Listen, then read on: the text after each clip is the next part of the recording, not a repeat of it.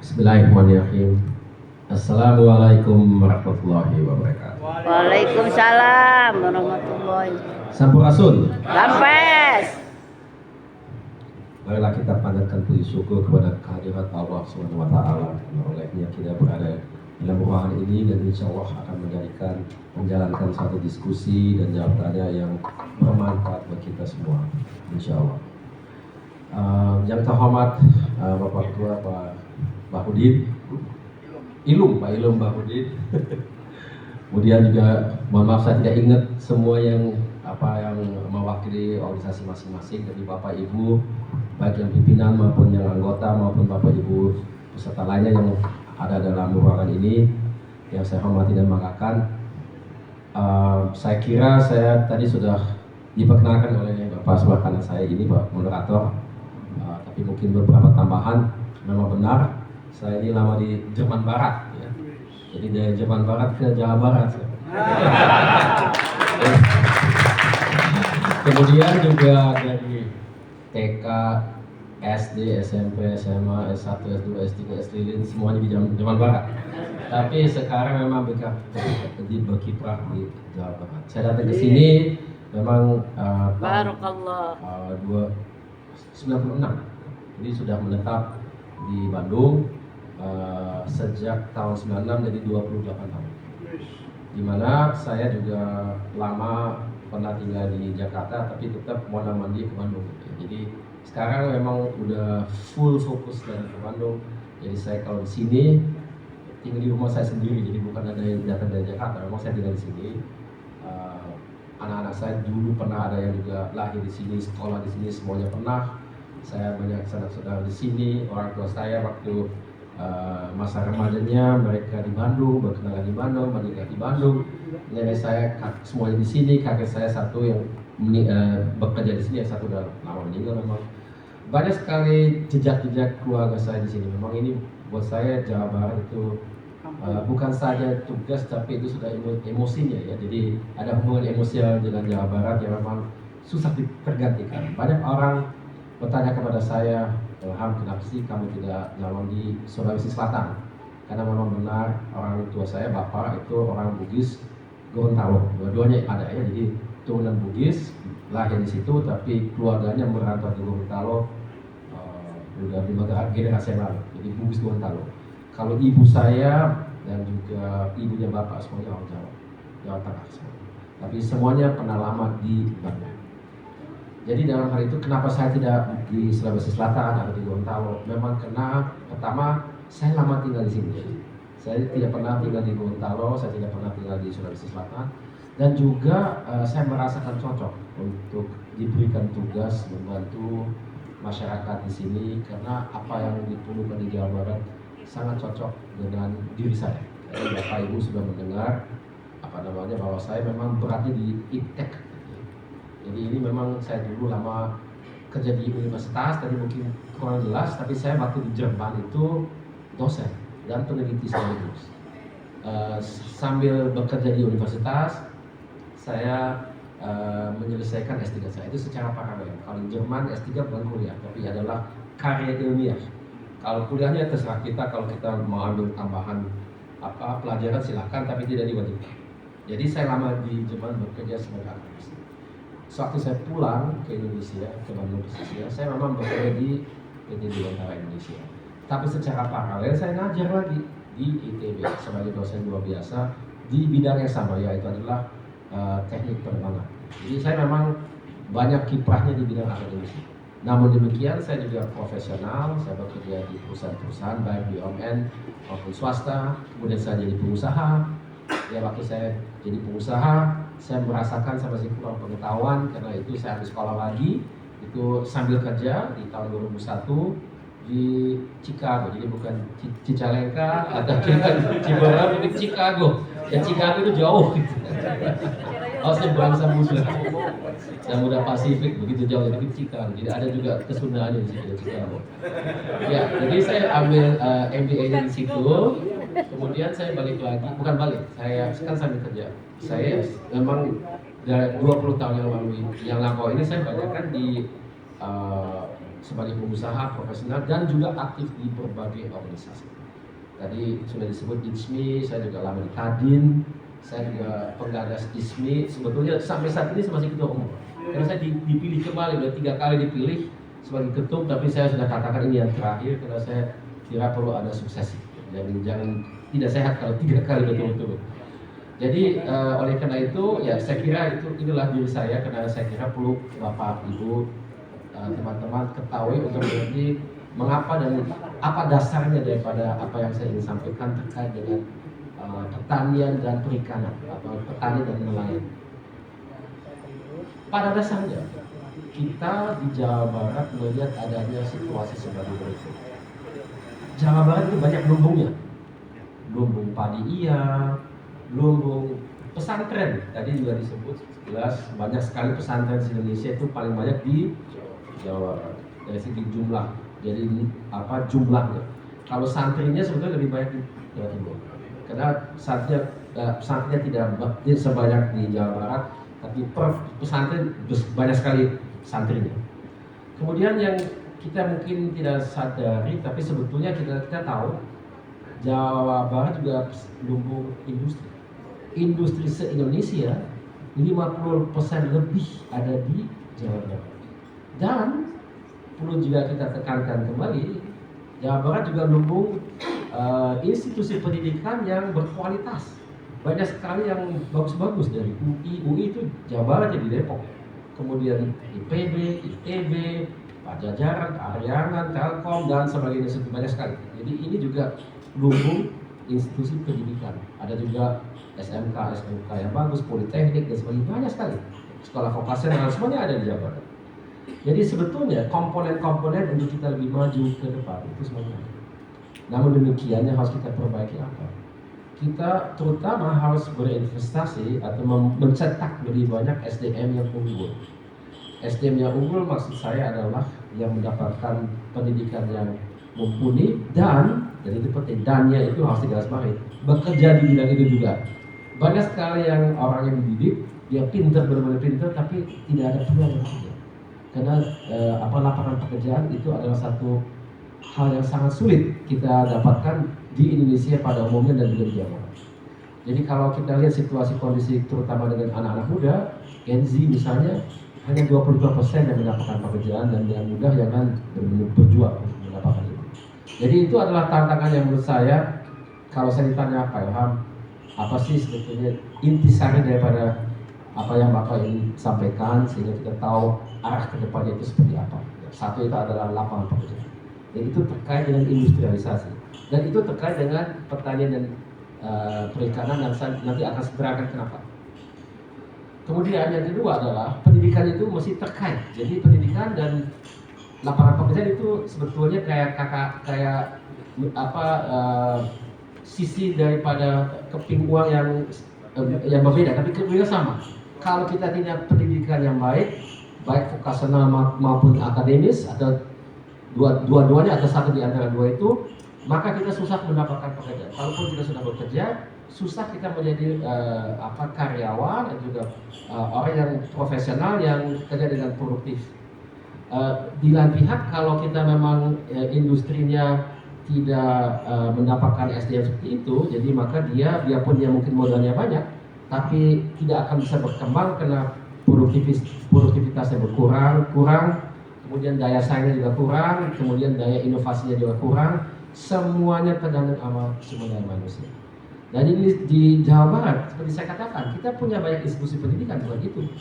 Tapi kenapa susah? Kalau menurut saya, salah satu tantangan utama yang kita hadapi dan itu sudah lama adalah kerjasama yang mendalam dan boleh dikatakan yang substansial di antara kedua sektor itu, sektor ekonomi industri dan sektor pendidikan akademik. Itu harus ada kerjasama, dan kerjasama bukan hanya sesuatu hal yang dangkal, tapi itu harus mendalam. Jadi entah misalnya kurikulum di sektor pendidikan harus disesuaikan dengan apa yang diperlukan, atau juga industri itu memberikan peluang untuk siswa dan mahasiswa benar-benar bekerja sambil kuliah, entah dalam bentuk magang atau yang lain. Kemudian kalau industri memerlukan ada solusi, jangan kita misalnya langsung beli jadi dari luar, marilah dikembangkan bersama dengan institusi pendidikan dalam negeri, apalagi yang setempat. Itu penting karena kalau kita beli dari luar, kita kurang menguasai masalahnya. Karena kita hanya beli jadi, tapi ada proses belajar yang kita akan melalui dan akan dapatkan manfaatnya jika kita melakukan sendiri. Sekaligus juga mendapatkan sumber daya manusia yang mumpuni, yang kemudian kalau memang diperlukan bisa kita pekerjakan juga di dalam perusahaan atau entitas institusi kita. Dan ini semuanya adalah satu hal yang menurut saya harus kita dorong. Dan yang ketiga, ini kan baru satu, dua, yang ketiga adalah tetap kita harus mendorong dan memberdayakan UKM atau usaha kecil menengah. Itu penting sekali. Yang tiga hal itu, Bapak Ibu bisa melihat bahwasanya yang tadi saya sampaikan salah satu kata kunci yang perlu saya tekankan kembali, yaitu adalah industri atau industrialisasi. Dan industri itu selalu terkait dengan teknologi. Saya kira Bapak Ibu mungkin pernah dengar mengenai revolusi industri kan, pernah ya. Satu, yang pertama, kedua, ketiga, keempat. Kita sekarang berada yang keempat. Yang pertama itu mekanisasi, yang kedua itu elektrifikasi, yang ketiga komputerisasi, dan yang keempat saya sebut sebagai dataisasi. Karena kita dapat banyak sekali data dari semua komputer yang memang sudah ada banyak di mana-mana, tapi karena komputer itu tersambungkan satu sama lainnya, maka kita bisa mendapatkan satu agregasi daripada data yang harus kita manfaatkan. Nah, ini sebetulnya revolusi industri yang keempat. Nah, apa hubungannya sama petani dan sama pertanian? Kalau menurut saya, tadi sudah disampaikan dalam sambutan Bapak Ketua, yaitu adalah ada beberapa masalah fundamental yang dihadapi nelayan dan juga petani, bahwasanya harganya memang fluktuatif. Jadi kalau kita mendapatkan satu stabilitas harga adalah satu hal yang susah sekali kalau menurut saya. Kalau kita tidak melakukan satu perbaikan terhadap proses sektor pertanian dan perikanan itu, maka situasi yang memang sangat peka terhadap fluktuasi harga itu, situasinya itu solusinya sangat sulit. Jadi bagaimana caranya? Nah, mungkin saya lompat sedikit. Bapak Ibu, kita harus saya mau uraikan dulu konsep yang dikenal dalam dunia ekonomi sebagai nilai tambah. Saya mohon maaf ya, saya kalau menyampaikan sesuatu agak teknokratis. Banyak orang menyatakan ini terlalu akademis atau terlalu kayak kuliah umum. Tapi saya mau kasih masukan buat Bapak Ibu, gitu ya kan? Bapak Ibu kan bukan orang terdidik, ya, mengerti lah, gitu ya. Kalau tidak mengerti nanti bertanya. Tapi yang jelas, saya mau kasih masukan yang memang kita kan mau cari solusi. Solusi tidak semuanya mudah, gitu. Tapi harus saya sampaikan dengan cara seperti ini sehingga jelas kenapa kita harus lakukan. Jadi sekali lagi, nilai tambah itu adalah satu konsep yang mungkin saya terangkan sebagai berikut. Dan itu saya belajar dari ayah saya, almarhum. Kalau kita ada dua mobil, maaf ini teknis lagi.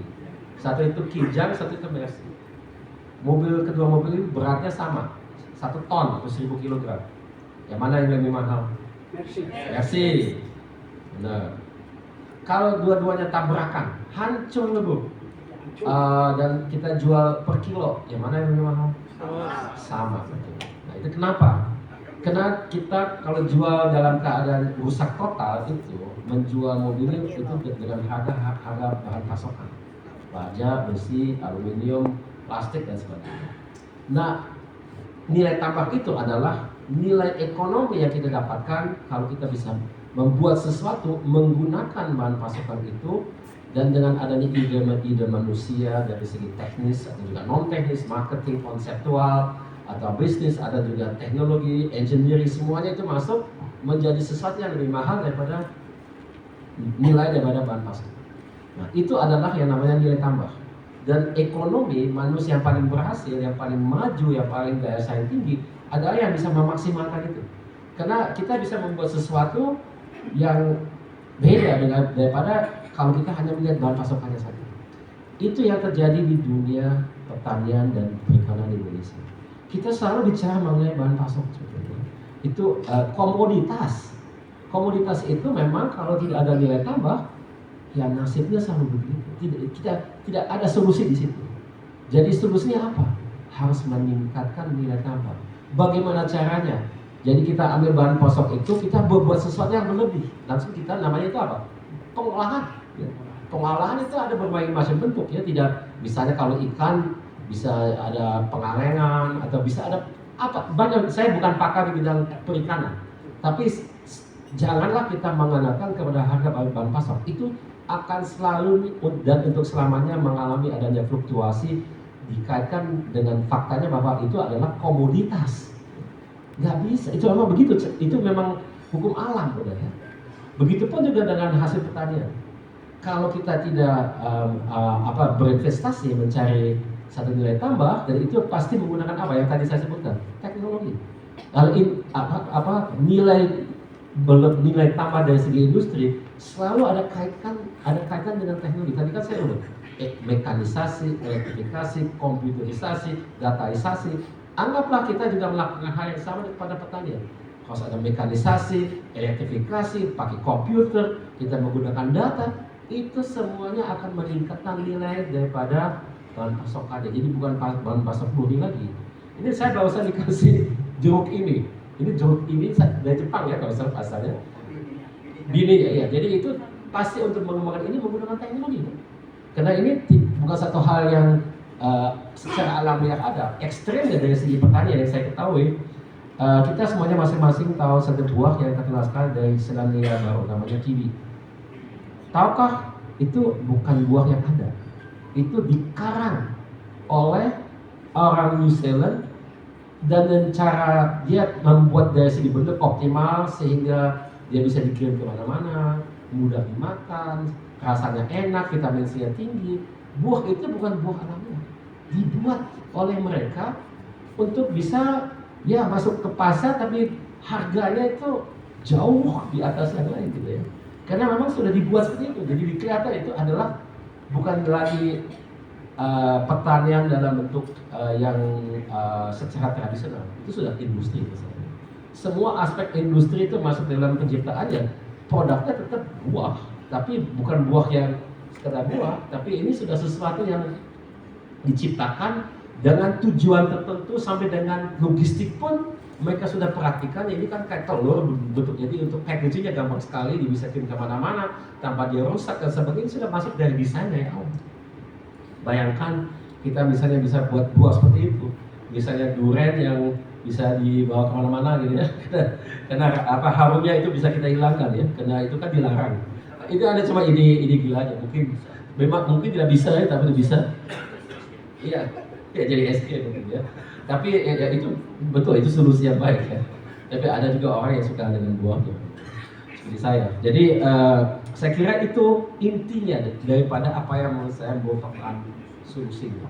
Jadi kalau kita mencari masa depan daripada pertanian, daripada perikanan, tidak ada cara lain daripada kita menggunakan, ya tetap dia bukan sektor industri, tapi dia sektor pertanian yang sudah masuk ke dalam zaman dan peradaban industri. Jadi semua hal yang kita perlukan untuk membuat nilai tambah industri itu juga kita terapkan kepada sektor pertanian dan perikanan. Jadi itu termasuk SDM ya, pertanian tentunya harus punya kemampuan yang mumpuni gitu ya. Jadi mereka harus mengerti teknologi, dia harus mengerti ya secukupnya, ada literasi tertentu yang harus mereka mengerti.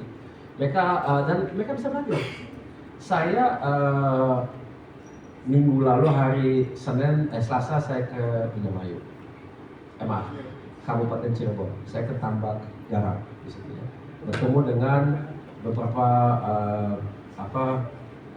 pekerja di tambak itu, kemudian juga kepada manajernya. Mereka semuanya mengerti apa yang mereka lakukan. Jadi ini bukan satu hal yang kita menjadi S3 untuk mengerti, sama sekali tidak. Jadi termasuk petani yang mengerti kok bahwasanya yang mereka lakukan. Kalau mereka lakukan penamakan garam dengan cara tradisional, yang mereka dapat hanya 600 perak per kilo. Dengan mereka membuat garamnya dengan cara yang memang sudah mengacu kepada standar industri, di mana memang ada proses industrinya dan sebagainya, itu secara sistematis, mereka bisa dapat mungkin 10.000 per kilo. Kan peningkatannya kan luar biasa. Dan di situ kita kan sering mengeluh bahwasanya kita di Indonesia banyakkan import garam, tapi garam mana yang kita import itu di industri, bukan garam untuk konsumsi dalam di rumah tangga, bukan itu. Jadi saya coba garamin makan memang asin tapi nggak seenak yang kita juga makanya dia kurang yodium, kurang ini itu. Tapi ya memang bukan untuk dimakan, itu untuk industri gitu.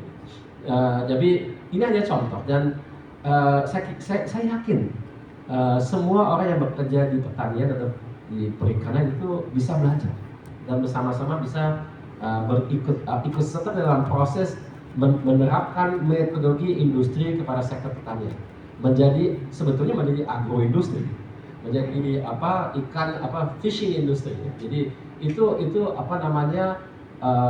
jadi petani dan nelayan menjadi bagian daripada mata rantai mencari nilai tambah itu. Dia harus cari bahan pasokannya yang kemudian diolah dan diikutsertakan dalam proses nilai tambah itu, sehingga dari segi pendapatan, dari segi kestabilan ekonominya juga akan jauh lebih baik. Jadi itu kuncinya, dan yang saya kira kalau kita memperhatikan media dalam beberapa minggu yang lampau ini sudah mulai banyak orang mengeluh bahwasanya hilirisasi yang kita lakukan di Indonesia dengan relatif sukses, mestinya juga jangan saja diterapkan kepada bidang mineral. Karena nasib banyak orang itu lebih banyak di pertanian dan perikanan, itu diharapkan juga akan mengalami ada proses hilirisasi. Saya kira itu tepat. Itu tepat sekali, dan itu bisa juga sekaligus membuat industri di tempat di mana ada pertanian dan perikanan tersebut. Jadi itu juga salah satu kunci untuk desentralisasi daripada pusat industri yang kita temukan. Karena banyak orang yang saya temukan di Indramayu dan juga di Kabupaten Cirebon, mereka pengen ada industri setempat, memang sudah mulai ada, tapi dia belum nyambung dengan dengan penggarapan sumber daya alam yang ada di tempat itu, jadi pertanian dan perikanan. Tapi diharapkan ke depan itu akan lebih nyambung di situ. Karena kekuatan itu yang sudah ada, ya mesti kita memaksimalkan nilai tambahnya. Nah, itu terus. Jadi saya mau sekarang lompat. Jadi kalau soal industri sudah jelas. Jadi kalau saya ini bicara mengenai industri, itu seringkali mungkin Bapak Ibu mendengar di sambutan-sambutan saya mungkin di internet atau di TV. Jangan kira si Ilham ini hanya mau bangun pabrik, tidak. Itu sekaligus karena yang kita mendapatkan sebagai efek sampingan yang sangat penting adalah kita mendapatkan sumber daya manusia yang sangat berkemampuan. Dan orang itu bisa bekerja di semua bidang, di bidang industri iya, di pertanian, perikanan, perkebunan, pariwisata pun juga bisa, semuanya bisa. Dan itu penting sekali untuk memberikan contoh bagaimana itu bisa kita lihat, itu juga dalam konteks yang mungkin agak berbeda, yaitu saya mau lompat sedikit. Kita ini sebagai negara mau jadi negara maju, yang kita sebut sebagai apa? Indonesia Emas. Tahun berapa kita mau mencapai itu? Tahun 2045. Itu tinggal 21 tahun lagi, tidak lama. Kita juga sering bicara mengenai bonus demografi. Jadi banyak warga kita saat ini di antara sekarang dan tahun 40-an mendatang itu berada dalam usia produktif. Jadi mereka memang harus bekerja. Nah, ini yang saya maksudkan dengan lapangan pekerjaan. Kalau kita mempunyai banyak orang yang pintar, tapi mereka tidak bekerja, itu bukan bonus. Itu menjadi beban demografi. Karena mereka pintar tapi tidak bisa bekerja. Nah, ini penting sekali kita menciptakan lapangan pekerjaan. Jadi yang pertama, masih ingat lapangan pekerjaan itu yang pertama. Nah, kalau kita lambat sedikit, kita mau jadi negara maju. Oke. Bagaimana kita harus membayangkan kita mencapai hal tersebut? Bagaimana caranya? Ada contoh nggak? Banyak. Di mana? Di Asia ada beberapa negara yang memang kita bisa ambil sebagai contoh. Negara mana yang saya mau beri contohnya dua, yaitu adalah Tiongkok dan Korea. Kalau Tiongkok itu kita harus lihat seperti ini, dan itu memperlihatkan betapa pentingnya kita mempunyai sumber daya manusia yang mumpuni. Di tahun 90-an, jadi hanya 30 tahun yang lalu kurang lebih, Tiongkok dari segi taraf hidup dan juga kesejahteraan di bawah Indonesia. Sekarang mereka lebih dari 2 kali lipat di atas kita. Padahal mereka punya penduduknya 5 kali lipat daripada kita. Tapi bedanya kok bisa mereka? Nah, yang harus kita lihat, ini kan faktual. Saya memberikan fakta.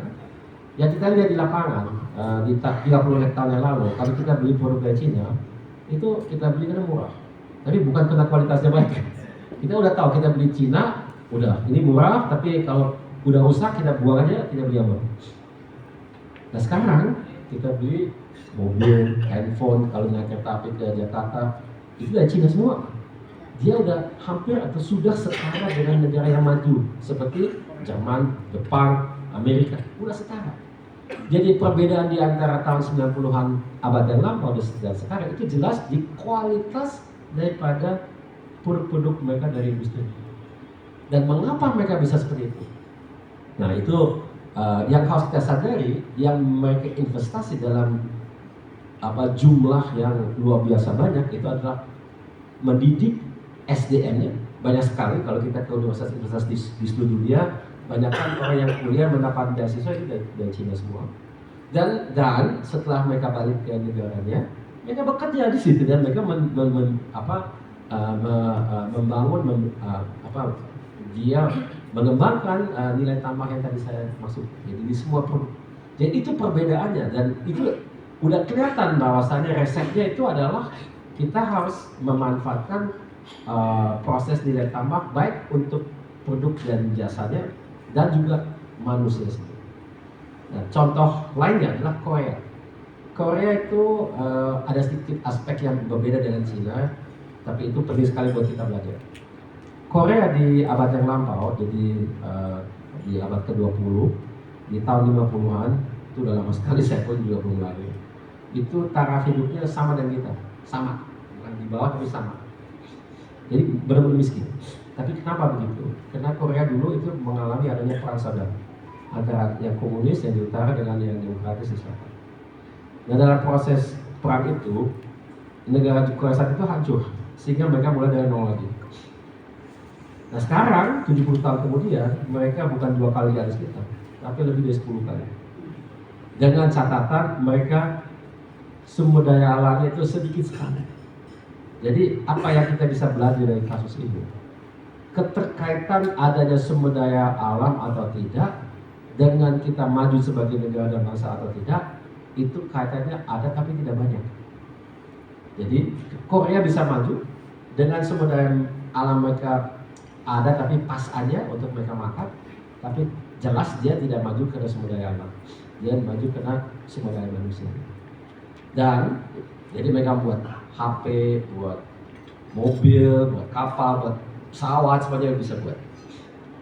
Dan ini yang menarik, kenapa saya sebut bedanya dengan Cina itu adalah kalau Korea dia bukan saja jago dari segi industri, tapi jago juga dari segi yang non industri seperti drakor, K-pop. Itu mereka bisa mengalahkan Amerika sih di sini. Saking berkualitas produk mereka dan saking berkualitas SDM-nya. Jadi kelihatannya mereka itu berinvestasi di SDM dan mereka tidak punya SDA, tapi berkat kualitas dan juga disiplin, kerja keras, perencanaan yang baik dan konsisten, dan mereka sabar dalam hal ini kan tidak jatuh dari langit. Saya ingat dulu dia mobil-mobil dari Korea tidak baik, tidak bagus. Tapi lama-lama mereka bisa. Ya kita sabar, tidak ada cara lain. Dan sebagai efek sampingan, semua sektor itu akan naik kelas, termasuk sektor yang kita sebut sebagai sektor kreatif.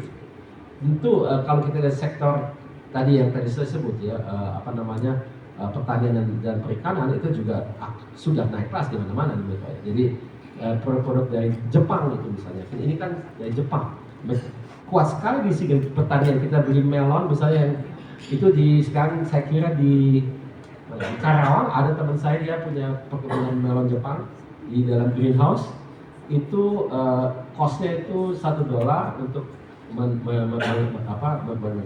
menanamkannya dan sampai cost produksinya jualnya $20 gitu. Dan itu memang adalah dari Jepang gitu, karena dia punya bukan ini.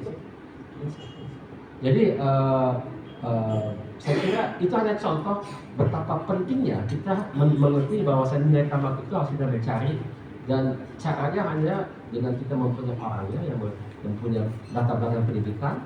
Dan itu bukan saja juga orang yang bekerja di situ sebagai petani juga harus berpengetahuan. Dia tidak bisa tidak cukup pengetahuan secara tradisional, dia harus tahu persis kapan dia harus menggunakan apa dengan cara apa. Itu semuanya penting. Jadi dan juga dengan itu nilai tambahnya yang kita harapkan itu bisa kita maksimalkan. Jadi saya kira mungkin itu yang saya mau sampaikan.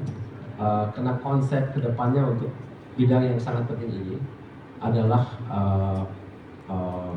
teknologi penerapannya dan juga terutama pendidikan daripada SDM yang terkait dalam proses kerja ini, baik yang di lapangan maupun juga di kantor, dan itu semuanya harus kita terapkan.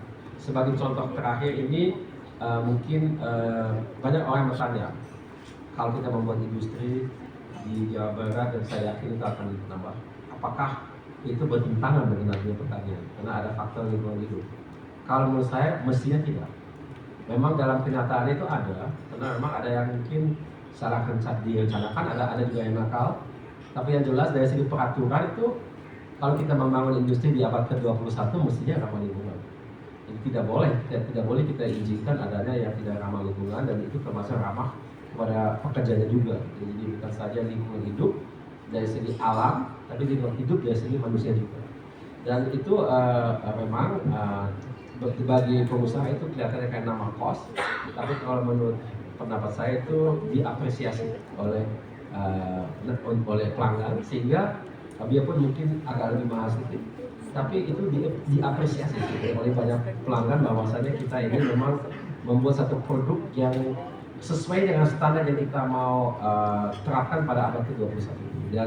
Dan Jawa Barat itu harus memberikan contoh bagaimana kita membayangkan keseimbangan di antara industri dan alam yang menjadi dasar untuk pertanian juga nelayan, petani dan nelayan, di mana petani dan nelayan itu sebetulnya juga akan mendapatkan efek sampingan daripada industrialisasi melalui konsep nilai karbon yang tadi saya katakan. Dan di industri itu, jadi industri itu tidak harus bertentangan. Dan dengan adanya teknologi yang tadi saya maksudkan, sebagai contoh di Karawang, sebelum kita melihat ada banyak kawasan industri, Karawang kita kan kena sering lumbung padi. Dulu itu 150.000 hektar, sekarang tinggal 80.000 hektar. Jadi setengahnya. Apa itu masalah? Ya dan tidak. Kalau yang masalah itu adalah menurut saya produktivitasnya ya tidak banyak perkembangan. Maksimal 9 ton per hektar kalau nggak salah di Karawang. Jarang, oke itu jarang. Tapi katakanlah kalau sudah bagus sudah segitu. Kalau kita lihat di negara tetangga kita di Vietnam ini sudah belasan ton, mendekati 20 ton sudah. Jadi kalau menjadi berkurang tidak berarti produksi kita berkurang. Sebetulnya produktivitas itu harus kita kejar. Tapi itu tidak bisa tanpa adanya terapkan metode dari industri, menggunakan teknologi, memberdayakan manusianya, bekerja secara sistematis, ada proses tertentu, semuanya harus ikut. Itu bisa kita mencapai itu. Dan kalau mereka memang menjadi berdampingan adanya industri dan adanya pertanian, mestinya tidak masalah karena kita harus jaga adanya industri yang memang ramah lingkungan dan lingkungan alam dan juga lingkungan manusia. Itu mestinya kita jaga. Bahwasanya dalam kenyataan itu tidak demikian, tidak selalu, adalah satu tantangan kita bersama. Kedepannya kita sebetulnya tidak boleh seperti itu lagi. Dan itu memang akan orang bilang ya kalau gitu kita tidak bisa murah seperti zaman dulu lagi. Namun tidak. Tapi Indonesia bukan lagi negara miskin. Kalau kita mau bersaing dengan negara yang bisa menyediakan produk dengan harga yang sangat murah, itu misalnya Bangladesh atau Sri Lanka atau Kamboja, ya kita juga di taraf mereka, tapi kita tidak mau begitu kan. Jadi kita memang sudah menjadi negara menengah, tidak miskin tapi tidak kaya. Jadi kita harus menyesuaikan status daripada industri pertanian kita juga ke posisi itu, dan harus makin lama makin naik. Jepang sebagai negara yang sudah sangat maju masih ada pertanian, dan pertanian itu di situ sangat diperlukan juga secara strategis. Dalam keadaan misalnya ada perang yang sangat dahsyat, mereka tetap harus bisa makan gitu ya. Jadi itu hanya bisa kalau mereka masih punya kemampuan untuk bertani. Tapi saat ini memang banyak sekali hal mereka tetap impor. Di Jepang juga tidak mungkin mereka ketahanan panganannya tidak absolut, tidak semua pangan yang mereka konsumsi mereka buat sendiri. Begitupun di Indonesia tidak. Kita ini salah satu juara dunia untuk super mie. Apa kita ada gandum di Indonesia? Ya, tidak ada. Kita juga tidak bisa membayangkan adanya hidup tanpa tempe dan tahu dan kecap manis. Apa kita ada kacang kedelai di Indonesia? tidak dikit dan tidak akan banyak karena iklimnya tidak cocok. Jadi memang itu adalah fakta-fakta yang kita harus terima ya. Iya, ketahanan pangan itu memang bagus, tapi dalam kenyataannya tidak semua pangan yang kita perlukan untuk hidup secara nyaman kita bisa tanamkan sedemikian rupa sehingga kita punya ketahanan pangan yang absolut semuanya bisa buat sendiri. Tidak mungkin. Tapi ada yang krusial, misalnya apa? Padi, atau juga jagung, mungkin unggas gitu ya. Itu bisa ya, singkong dan lain-lain. Tapi itu adalah satu konsep memang yang harus kita asah kembali karena kita harus lihat yang mana yang secara realistis kita bisa buat dan strateginya bagaimana sehingga kita memang kita kan di dalam abad ke-21 ini tetap saja kita mengharapkan adanya perdagangan internasional global yang juga termasuk komoditas-komoditas yang kita perlukan. Kalau kita cari gandum, saat ini kita banyak kan import dari Australia. Dulu memang Ukraina dan Rusia juga, tapi itu sudah dikurangi ya. Sehingga memang dengan Australia ini logis karena Indonesia dan Australia kan berbatasan, jadi cost logistiknya rendah gitu dibanding dari Australia atau dari Rusia. Saya kira mungkin saya sudah terlalu masuk dalam teknis ya. Mohon maaf. Tapi sekian dari saya dan saya persilahkan Bapak Ibu untuk bertanya apapun kepada saya. Terima kasih atas perhatian. Mohon maaf kalau ada khilaf. Taufiq wal hidayah. Wassalamualaikum warahmatullahi wabarakatuh. Waalaikumsalam warahmatullahi wabarakatuh. Baik, kita berikan aplaus buat beliau. Ini kayak kuliah jadinya ya. S1, S2, S3. Di tengah sudah ada yang ngantuk, belakang ada dua ngantuk. Nah, kita jeda dulu. Mohon maaf nih Pak. Coba kita berdiri dulu biar mengurangi ngantuk. Nah, berdiri. Masih ingat-ingat ya yel-yelnya tadi ya. Kalau saya bilang petani, jawabnya nelayan. Jaringan Tani Nelayan Jawa Barat. Tapi biar tiktokan, yang sebelah kanan saya hadap kanan, yang sebelah kiri saya hadap kiri. Hadap kanan, hadap kiri, gerak. Oke. Biar nggak ngantuk ya. Yang sebelah kiri saya yang nanya, yang sebelah kanan saya yang jawab. Karena ini banyak yang jawab, biasanya lebih keras jawabnya. Ya, coba tadi petani nelayan terus jaringan tali nelayan yang jawab sebelah kanan. Mulai ya. 1, 2, 3. Kurang bos. Kepala rubuh ya. Liar. Konsentrasi. Kayaknya masih belum pada ini, Bu. Konsentrasi ya. Petani jawabannya maju. Nelayan jawabannya jaya. Jaringan tali nelayan jawabannya jaya. Baru nanti Jabar Hasil. Ya. Siap. Siap, sebelah kiri mulai. Petani maju.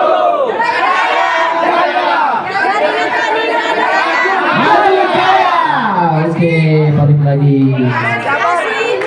Jabar Hasil. Sebelum Jabar Hasil, Kang Ilham Habibie dulu ya. Boleh ya? Kang Ilham Habibie Wagub Jawa Barat gitu ya. Iya, soalnya yang datang Habibie Ahmad Syaikh-nya belum datang.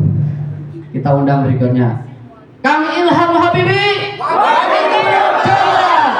Kang Ilham Habibie. Amin. Nah, sekarang baru Jabar Hasil jawabannya 3 kali. Karena nomornya 3 ya. Menang. Jabar Hasil. Jabar Hasil. Jabar Hasil. Oke, terima kasih. Silakan duduk kembali.